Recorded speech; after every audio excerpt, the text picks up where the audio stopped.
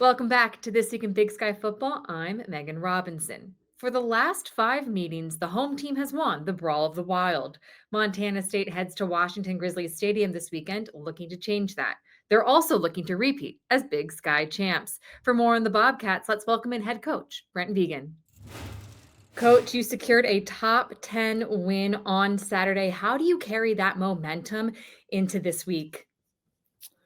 Well, I think it was a really good opportunity for us to be challenged. I think that's the biggest thing. That game against a really good opponent didn't always go our way, but I thought our guys responded really well. Built a 7-point lead by halftime.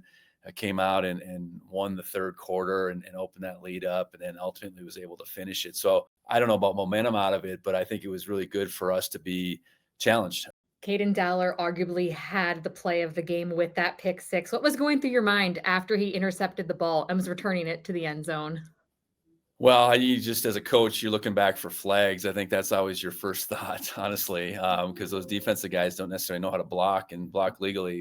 Ultimately to take that the whole way, what a game-changing play. You get an 80-plus yard return, and they're right on the doorstep of being able to put points on the board. Now all of a sudden, we're up 17 versus looking at the prospect of them cutting into the lead.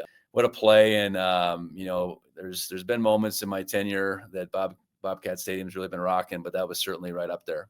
Last week when we spoke, you told me that your guys sort of look at each opportunity every given week, not necessarily the opponent. How does that apply during a rivalry week with the Brawl? We trust our process, and I know a lot's said about that, but is that how you really truly operate? And if you do, then you can trust that your preparation will be the most important thing. If all of a sudden you're trying to become something different because of the environment and who you play, well, what have you been doing the rest of the games? And our opportunity this season was going to be about how much better could we be in November than we were in September, or even we played the first game at the end of August. And leaning into that mentality has allowed us to continually improve and be at our best at this time of year. And we need to be, to be able to win this game, bring that trophy back with us, to be able to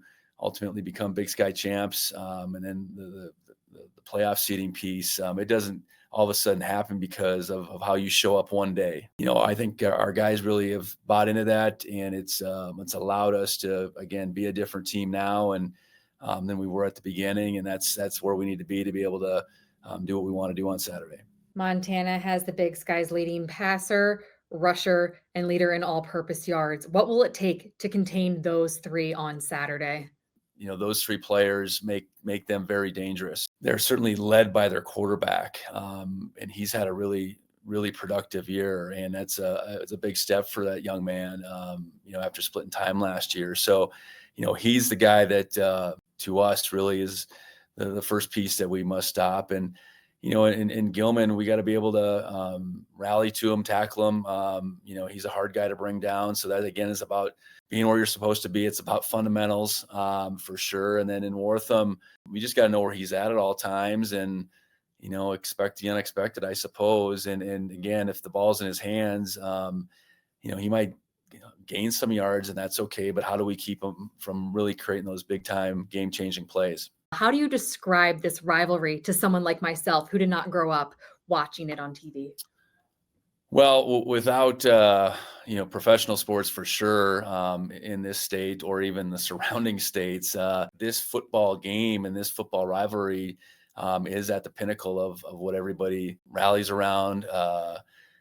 Has, again, rooting interest on one side or the other, and I say everybody. I think it is everybody, and for the guys on our team, 44 from the state of Montana. Whether it's back in their hometowns or within their families, there's people on both sides, and even a sibling rivalry, you want to be on the right side of that. It's not just something, I guess, at the end that just lives within this week. The game is this week, but then the product of this game is the rest of the year. This game matters to so many people within this state. I would be hard pressed to know that there's a state that has something, that would be at that high a percentage as far as just people vested in the outcome of a football game. Still to come, we go inside the brawl with Grace Lawrence and Kyle Hansen of Scripps Sports.